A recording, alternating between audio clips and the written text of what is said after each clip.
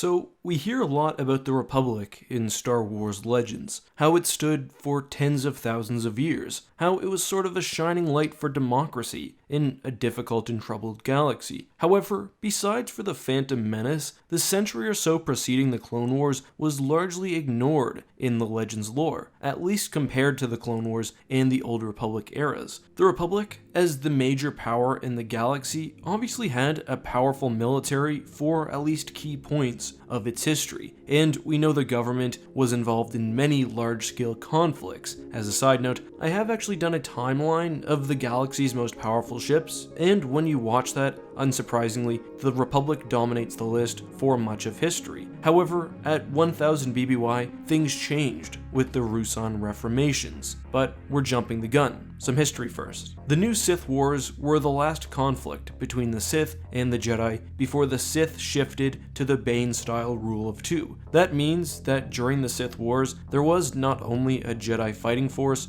on the side of the Republic, but also a Sith Empire with tens of thousands of warriors. The final manifestation of this was the Brotherhood of Darkness, a splinter group of the Sith Empire which rose to prominence and drove the fighting against the Jedi. Now, I've covered the Brotherhood in a prior video, but all you need to know for today is that by the end of the war, the Brotherhood comprised almost all Sith within the galaxy, and the Jedi and the Republic were waging an all-out war against them. This brings us to the Rusan campaign, and the 7th and final battle of Rusan. There, the Sith, literally with their backs against the wall, used the thought bomb technique, which not only devastated the planet itself, but wiped out all Sith except Bane and 100 Jedi Knights. The thought bomb, while terrible, represented only a small portion of deaths during the Rusan conflicts, and certainly the much longer Sith War. And the entire campaign, which was ended in a victory for the Republic, was nonetheless seen as a tragedy by both the Jedi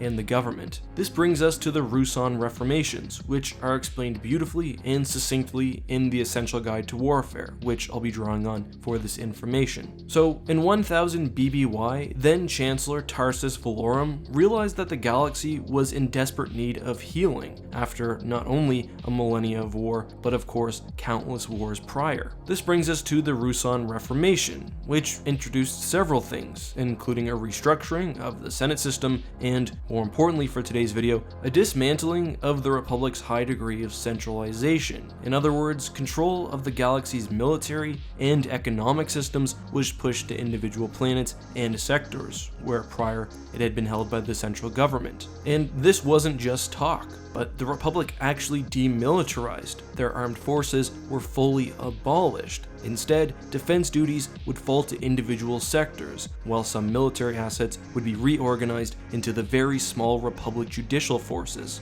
which was little more than a glorified quick response or peacekeeping task force. Pre-existing Republic assets were either scrapped or assigned to sector defense forces, again, under control of individual planets. Besides for military reorganization, another effect of the Rusan Reformations was a limit on the size and armament of capital ships. Any ship above 600 meters was limited to a very slow Class 5 hyperdrive, which resulted in smaller frigates and cruisers becoming vastly more prominent and useful within the galaxy. Larger vessels did exist, but the grandest of those were denied even basic hyperdrive capabilities. Of course, there were sneaky ways to get around these limits. Planets would often create large transports, which were on their face civilian vessels, but also ready to be affixed with guns and basically be a large military capital ship. A good example of this would be the Lucrehulk. Another way the limits were bypassed was through the prototype manufacturing exemption, which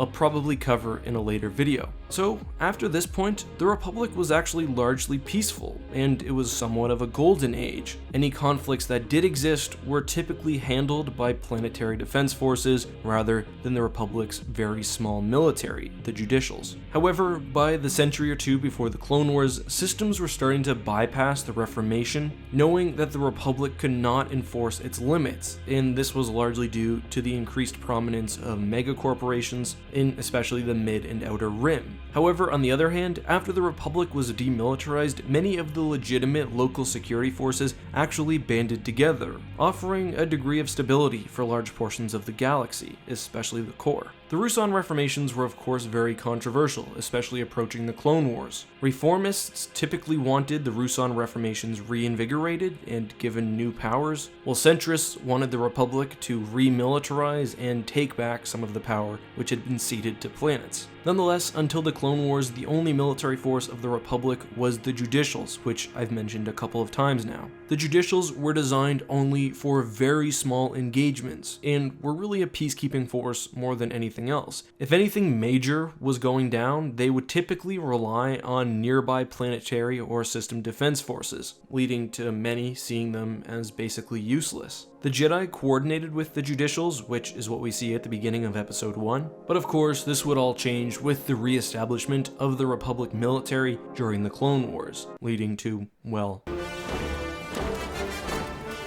Anyway guys, that is all for today. No Q&A over the holidays because I'm lazy and want to keep these videos short, but hopefully I'll manage to get at least one more out before Christmas. Either way, happy holidays, Merry Christmas, I'll see you soon, may the Force be with you.